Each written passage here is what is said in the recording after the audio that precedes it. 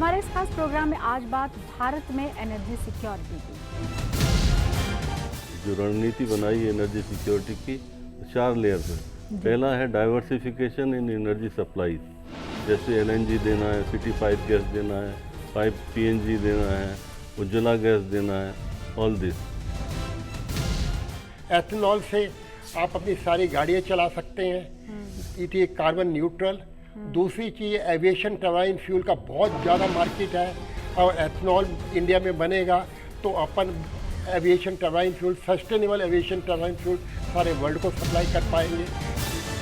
Energy efficiency और security दोनों बहुत ही हमारे देश के लिए बहुत महत्वपूर्ण मुद्दा आज के वक्त में है, और अगर हम एनर्जी से सिक्योर होंगे तो हम ग्लोबल पावर की तरफ आगे बढ़ सकते हैं।